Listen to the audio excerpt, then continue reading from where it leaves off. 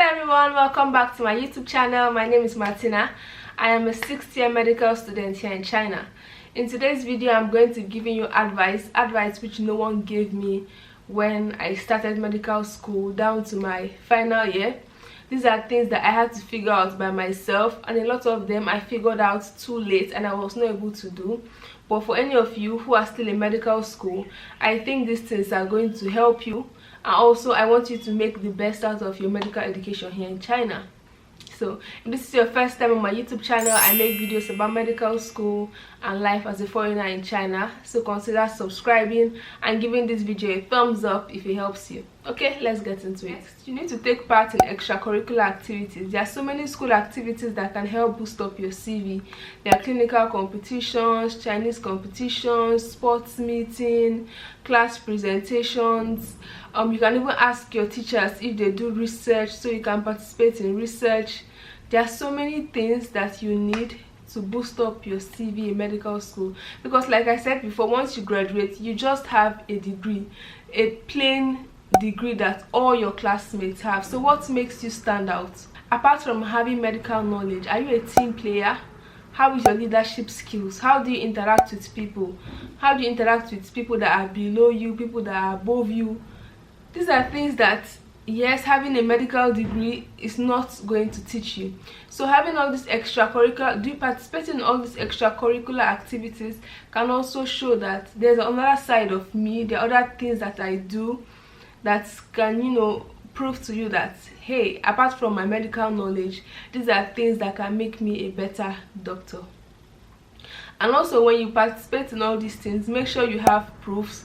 Take pictures. If you go for a seminar or workshop, take pictures, get certificates of participation. All these things you do, have proofs, so it can all be added into your CV. This is very important. A lot of people that come to medical school in China don't really have this at the back of your mind.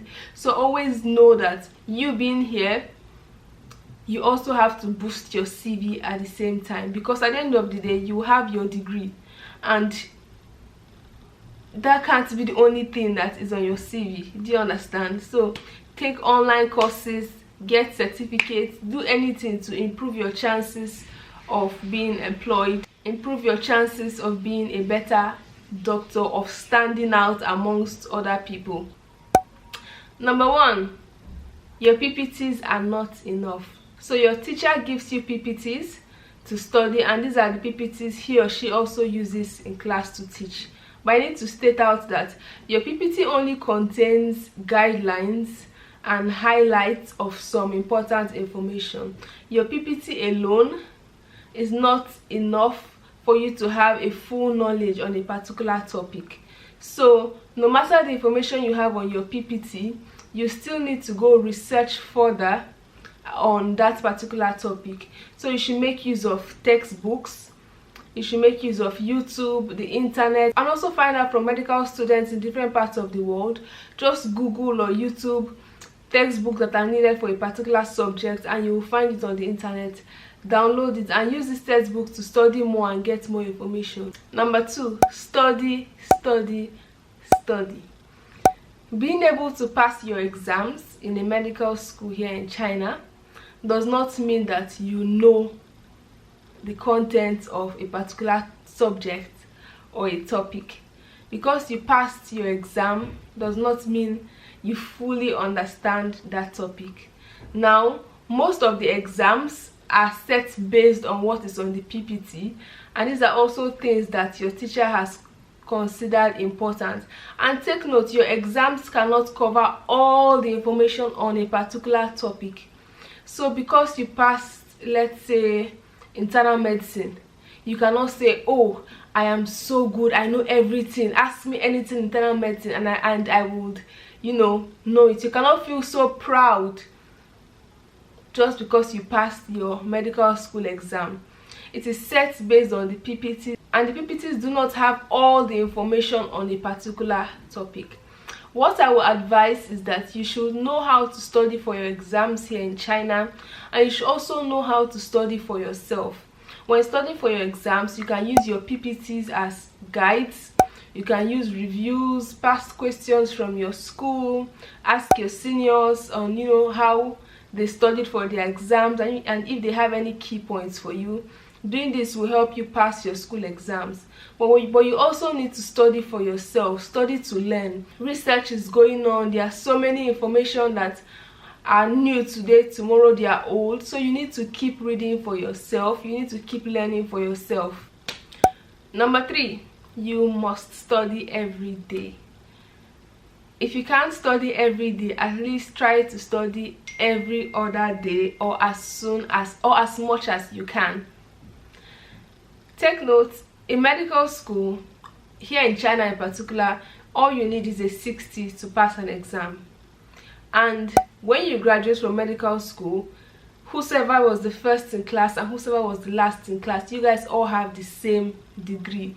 Your degree is not going to say, oh, I was the best medical student. No, your degree is not going to have that. Your degree is going to be the same as the person that was also last and having the lowest grades in your class. You do not need to wait until time for exams to study, because when it's time to study for exams, you would have very limited time to study all the information you need on a particular topic. You can only study things that you think are most important for your exams, and that is just a fraction of the information that you need to learn about a particular topic. So I advise you try to study every day, because there is so much information in medicine that you need to learn, and waiting for exams is not enough time to study all you need to know. And one thing about medical school is, if you cannot study a particular topic during that semester, let's say you're having gynecology this semester and you do not study the entire semester, and when it's time for your exam you decide to rush everything and you decide to cram and go for your exams. After then gynecology is over, you're going into a new semester, you're going to have new subjects, so you may not have time to go back to gynecology to study all those again. So try to study every day, even when you do not have exams. Try to study, try to motivate yourself to study, because there is so much information that you need that you will not be able to get because of studying only for your school exams. For medical schools here in China, particularly my university, our exams usually have like 20 multiple choice questions. You have like 5 definitions where you have to define terms, and then you have about 8 short questions where you have to list, and then 3 long questions where you have to answer in details, and then you also have a case where you have to diagnose and give treatments, tests, and everything required for that case. In the real world, when you go to the hospital, nobody is going to ask you to define a particular term in the hospital. Nobody is going to ask you list the symptoms of heart failure. Nobody is going to ask you to list anything like that, like it is in your exams. So let's say you're in the hospital and a patient comes having cough, shortness of breath, chest pain. These are things that you already know, right? Yes, because you have studied it in maybe internal medicine in your university, and I'm sure you have written so many exams and they have asked you, oh, list symptoms of this, list symptoms of this, and you all know common chest pain is a symptom, cough, shortness of breath. These are very common symptoms of so many diseases. Nobody is going to just come and tell you, okay, heart failure, list out the symptoms. No, your patient is going to present with symptoms, and so many symptoms are going to be similar. So how are you going to be able to diagnose a patient? You need to read further. You need to read more than your school is teaching you. You need to read more than your exams are testing you. You need to read like you're bigger than where you are. Do you understand what I mean? Because even if a patient has cough, there are different types of cough. Dry cough, cough with sputum, hemoptysis.